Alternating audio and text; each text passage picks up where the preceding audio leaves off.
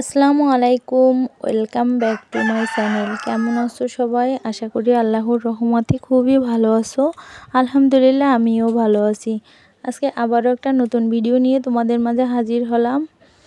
আর আমার ভিডিওটা যদি ভালো লাগে প্লিজ কোনো অংশে তাহলে লাইক দিয়ে দেখা শুরু করবে বন্ধুরা।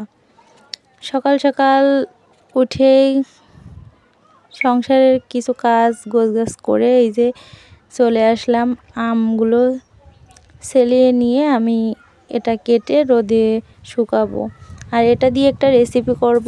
আজকের ভিডিওতে হয়তো দিতে পারবো না, ভিডিওটা অনেক বড় হয়ে যাবে। তার জন্য যদি ভালো লাগে আমার ভিডিওর সাথে থাকবে এই রেসিপিটা দেখার জন্য। আমগুলোকে কেটে নিচ্ছি, আর আজকে ওয়েদারটা খুবই ভালো আছে, তার জন্য আজকে আমটা কেটে দিলাম সকাল সকাল। দেখো আমটা এভাবে করে পাতলা সাইজের করে কেটে নিতে হবে।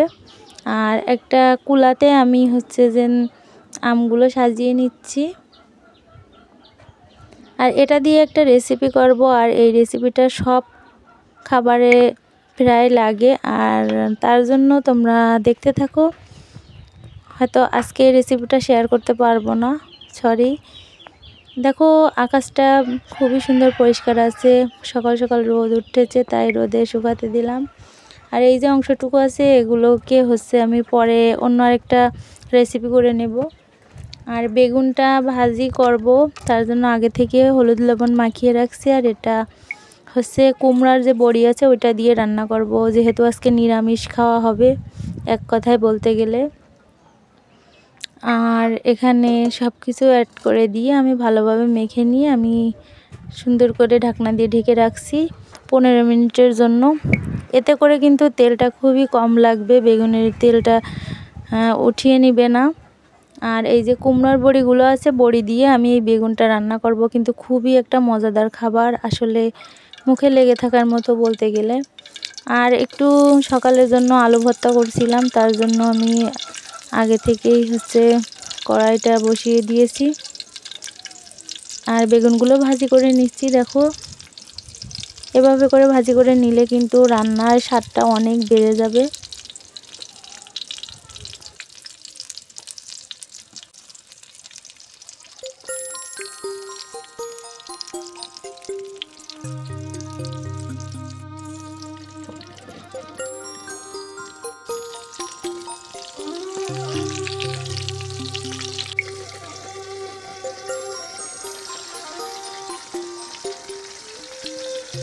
আর বেগুন ভাজিটা দেখতে দেখতে তোমাদের একটা কথা বলে দিই, হয়তো আমার ভিডিওটা দেখতে দেখতে অনেকে আছো লাইক করতে ভুলে গেছো। অনেকে ভিডিও দেখো কিন্তু লাইক দাও না, প্লিজ একটু লাইক দিয়ে ভিডিওটা দেখে নিও, স্কিপ না করে শেষ অবধি পর্যন্ত দেখে নেবে। আর নতুন যদি কোনো বন্ধু আমার চ্যানেলে ভিজিট করে থাকো তার জন্য অসংখ্য অসংখ্য শুভেচ্ছা ও অভিনন্দন।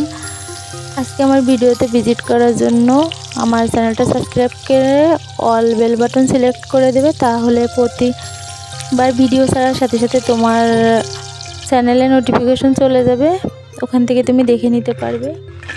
আর এই যে বড়িটাকেও আমি ভেজে নিচ্ছি তেলের ভিতরে করে, এতে করে হবে কি বড়িটা একেবারে রান্না করলে নরম তুলতুলে হয়ে গলে যাবে, আর স্বাদটাও অনেক দ্বিগুণ বেড়ে যাবে। যারা নিরামিষ খেতে পছন্দ করে তারা কিন্তু এভাবে রান্না করে খেতে পারো, দেখতে পারো একবার ট্রাই করে। আর আলু ভর্তার জন্য এই যে আমি এখানে পেঁয়াজ মরিচ ভাজি করে নিচ্ছি, এভাবে আলু ভর্তা করলে কিন্তু খুবই একটা টেস্ট চলে আসে। আর আমি যে কুমড়ো বড়ি দিয়ে বেগুন ভাজি দিয়ে রান্না করব, তার জন্য আমি এখানে মশলাগুলো অ্যাড করে দিছি পরিমাণ মতো, দিয়ে একটু গোলমরিচ দিয়ে আমি এখানে 2টা থেকে 3টা চিংড়ি মাছ বড় বড় তো আর কি, ওগুলো কেটে আমি ছোট ছোট পিস করে এর ভিতরে নিয়ে নিয়েছি। এক কথায় নিরামিষ বলতে গেলে, মাছের তো কোনো অংশ নাই, আর চিংড়ি মাছ যেহেতু তাই ভাজি করে নিয়েছি। আর দৈনন্দিন জীবনে ডেলি কাজে যে যে কাজগুলো করে থাকি আজকে তোমাদের সাথে সেটাই শেয়ার করছি। যদি ভালো লাগে প্লিজ আমার চ্যানেলটা সাবস্ক্রাইব করে বন্ধুরা সবাই আমার পাশে থাকবে। এই যে আমার বড়ি দিয়ে কষিয়ে নিয়েছি, আর এখন এই যে উতাল আসলে আমি বেগুনগুলা দিয়ে দিয়েছি। আর এতে করে হালকা পরিমাণের ঝোলটা রাখবো। আর এই তরকারিটা দিয়ে কিন্তু 1 প্লেটের মতো ভাত খাওয়া যাবে। দেখো দেখতে কিন্তু অনেক সুন্দর দেখাচ্ছে আর খেতেও কিন্তু খুব টেস্ট হয়েছে। যদি ভালো লাগে বাসায় ট্রাই করে দেখতে পারো। আর এতক্ষণ আমার ভিডিওর সাথে থাকার জন্য অসংখ্য ধন্যবাদ। আল্লাহ হাফেজ।